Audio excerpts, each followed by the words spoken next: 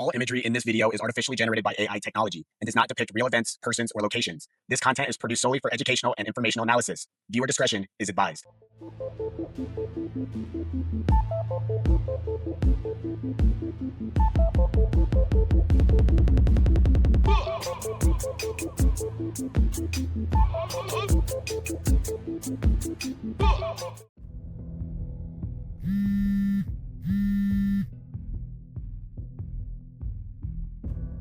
What? He shouldn't be here. Veilord.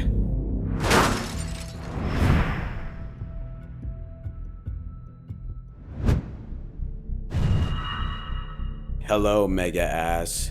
I've been waiting for you. It's Mega Mass, man. There's an M. There's 3 of them. It's alliteration and it's catchy. Now tell me why you're here before you really piss me off. You promised you were never gonna come back to Earth. Yes, I did, but it seems like you have forgotten. That was under one condition, and now that condition is broken. Impossible. There's no way. But it is. You must have gotten comfortable in the 3 years I've been gone. Now this time, I'll make sure to destroy this wretched planet. This isn't fair. I still have time to stop it. I cannot let the rest of the galaxy live with the fact that they're making another Fast and the Furious movie. Like, what the f is up with that? But it doesn't release until 2028. I cannot take the risk of this movie releasing. Even though they've made way too many of these movies, and I'm not sure if anyone actually even watches them anymore, you will not touch my planet. Or Vin Diesel. Fine. Let's see if family protects you this time.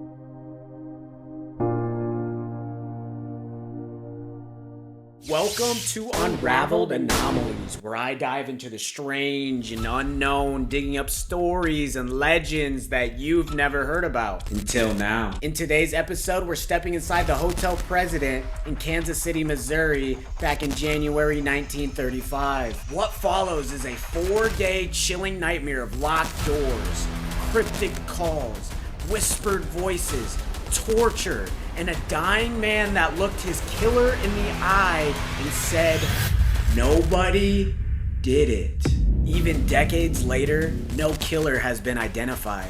No clear motive, just a trail of blood, unanswered questions, and roses on a grave. This is one of the creepiest hotel horrors ever recorded. Let's jump into it. Chapter 1. An unusual guest arrives. This story begins in the afternoon of January 2nd, 1935. A well-dressed young man in his early 20s with a scar on his head and a damaged ear walked into the luxurious Hotel President and asked for a room on a high floor. He signed in as Roland T. Owen from Los Angeles. He carried almost nothing, just a comb, a brush, and a tube of toothpaste. Almost immediately, the staff noticed something was off. Yeah. I'm with the staff as well. Okay. Mr. Roland T. Owen from Los Angeles. Oh, I want a high floor. But all I have is a comb, a brush, and a tube of toothpaste. What the f are we doing here, man? Why do you have 3 things? And that's it. Also, the fishiest thing here so far is you have toothpaste, but not a toothbrush. You're weird.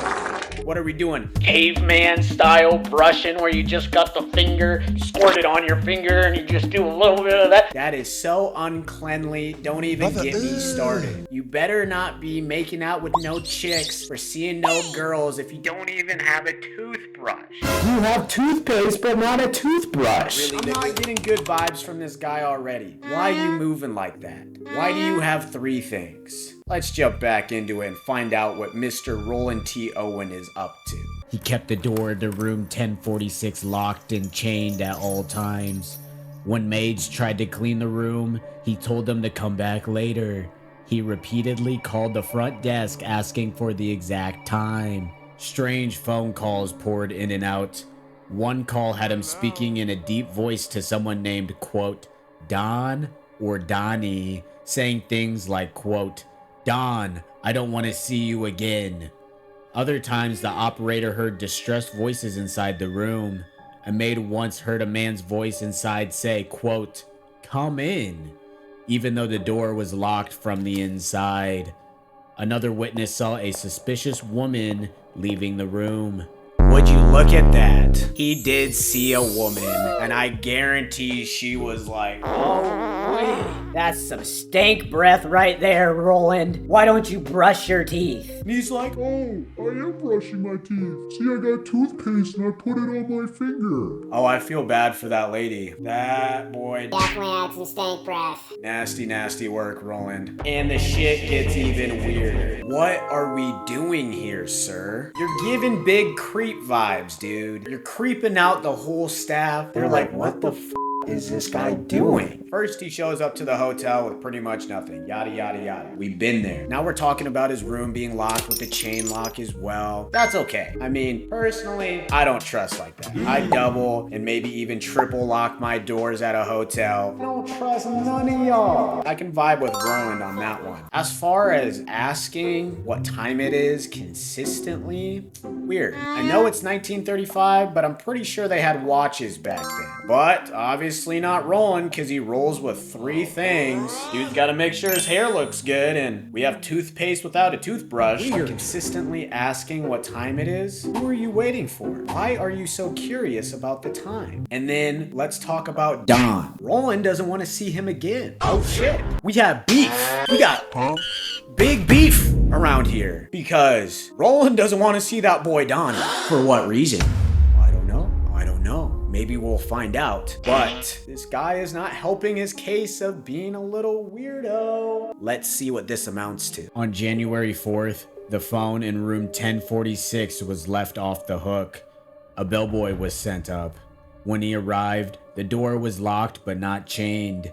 He unlocked the door and pushed it open and walked into a scene straight out of a nightmare. Chapter 2. The Atrocity in room 1046. The bellboy found Roland T. Owen naked on the bed, bound tightly with ropes around his neck, wrists, and ankles. He had been beaten, stabbed multiple times, and had a fractured skull. Blood was smeared on the walls and bed. Broken glass, a bottle of diluted sulfuric acid, and a woman's hairpin were scattered around the room. Astonishingly, Owen was still alive, but barely. When asked who did this to him, he whispered, quote, nobody. Kinky! I'm joking, kind of. I mean, if I'm the bellboy and I walk into that kind of scene and I see that he's tied up like that, honestly, my first reaction is, oh, you're into some BDSM. Oh my God, what the f? BDSM. BDSM. That's my initial thought if I'm the bellboy. Obviously, that's not the case. Yeah, he's tied up, but someone beat the shit out of him, stabbed him, fractured his skull. It looks like he was using some sulfuric acid to torture him. And there's broken glass, so I assume there's probably a struggle that went on. And a hairpin. Interesting. Does it belong to that mysterious woman that we talked about before? Very well could be. Is she a part of this? I'm not sure. But I do know someone was let into that room because he kept his door locked at all times, right? So we had to let somebody in. For what reason? I don't know. Was it Donnie? I don't know. Was it the woman? I don't know. Something's not right here. And the biggest thing about this whole part so far is when the bellboy asked him who did it, he said nobody. He knew exactly who did it, but why did he not tell? Why? He's almost dead. He got the shit beat out of him. He's been tortured, stabbed, but why didn't he give up who it was? Because he knows. He's either protecting someone or he's terrified that person or that group that he's a part of is gonna hurt someone in his family or lover or friends or something. He's hiding that information, but we don't know why. I got the chills there. This one is... He claimed he had fallen and hurt himself. He was rushed to the hospital but passed away early the next morning on January 5th. The more the police investigated, the weirder it got. Owen had been using different aliases at other hotels in the city. His real identity wasn't discovered for almost 2 years. He was actually 19-year-old Artemis Ogletree from Alabama. Even after his death, the strangeness continued. His mother received anonymous letters and phone calls before she even knew he was dead. A mysterious donor paid for his funeral, and for years afterward, roses appeared on his grave with a card that simply read, "Love forever, Louise." No one ever figured out who Louise was. We got a lot to unpack here. We got some of this, we got some of that, we got some of all of it. Let's back this up a little bit and talk about some shit. First off, he claimed that he fell and that's how he hurt himself. Okay, Roland, or as we come to find out, Artemis, which is your real name, Mr. Artemis Ogletree from Alabama. You're tied up. You got the shit beat out of you, you got a fractured skull, and you've been stabbed multiple times. I don't think that's what happens when you fall. But apparently for our boy Roland, aka Artemis, That does. what are you hiding, my guy? Alright, next. Imagine being his mom. Getting phone calls from random people talking about how your son is dead before you even knew it. Mom's just chilling at the crib and she receives the worst news a mother could possibly receive. Especially her 19-year-old son. He hasn't even lived life. I'm 25, almost 26 years old. I couldn't even imagine not living these past 7 years of my life since I was 19, and he got that snatched away from him. It seems like he was tied up in some bullshit that he probably shouldn't be, and it might be his fault that he ended up this way, but it's still tragic. And then finally, let's talk about Louise. Somebody misses him. Roses kept showing up on his gravesite, and there was a love letter from Louise. Was Louise that mysterious woman that came out of his room? I mean, at this point, that's the only person we can say it is, but they never found out who she was. From the jump, I knew this story was weird, and it just kept getting weirder. I'm trying to wrap my brain around what's going on, but I don't even know. Chapter 3: Theories and Lingering Questions. So what really happened inside room 1046? Number 1, a lover's quarrel gone wrong. Many believe Don was a jealous partner or lover.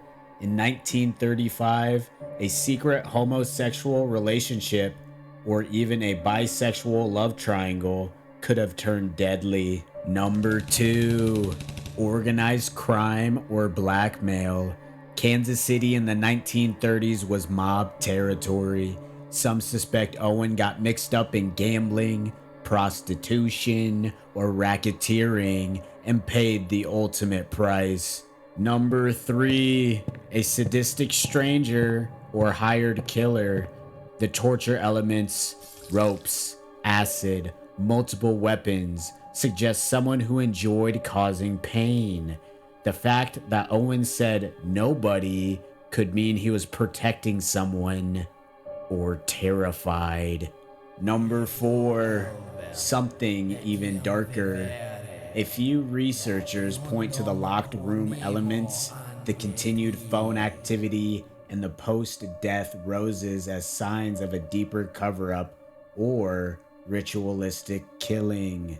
This time, we're going with the first ever Triple combo. So this time we're doing 1, 2, and 3. Number 1, this one might be a stretch, but I'm gonna go with it. I do think he was part of some lover's quarrel or some lover's triangle. I'm gonna say Roland, aka Artemis, was bisexual. He had his lover Louise, and he also had another lover, Dawn. Big maybe here. He chose Louise over Dawn. So we got that part. Part 2, he was a part of the mob. I feel like Artemis got himself into some trouble, maybe joined the mob for whatever reason, maybe seeking family or quick money or something like that. Number 3, I think a hired killer or assassin came and killed him. I think, now this is my big conspiracy here. Just work with me. The mob that he was a part of, Don was also a part of that mob. They worked together. They eventually became lovers. Then eventually Roland, aka Artemis, chose Louise, and Don did not like that. So Don hired a hitman from the mob to kill him. What about that for a conspiracy theory? And I think it makes sense. So that's why we're going with the triple combo this time. But nevertheless, it could be anything. And I think it's a mix of things. They always say truth is stranger than fiction. I don't know why I said that. Despite fingerprints, interviews, and nationwide publicity, the killer was never found. The case is still officially unsolved, even to this day. Room 1046 stands as one of the most disturbing unsolved hotel mysteries in American history. A locked room, a dying man's final whisper, and a trail of cryptic clues that led nowhere.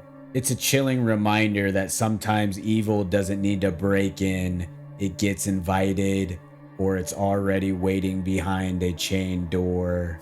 What do you think happened in room 1046? Was it a jealous lover, a mob hit, or something much, much darker? Ladies and gentlemen, what a video. Out of all of my videos and all the stories I've told, I think this is the strangest by far. From beginning to end, I was like, what the f is going on? And I'm sure you guys felt the same way. This is one of the craziest, most unusual, and confusing stories I've heard in my life. I hope you guys found this video as crazy and interesting as I did, and I can't wait to experience the next video with you guys as well. So with that being said, we're gonna wrap it up here. Take care, peace out, love y'all.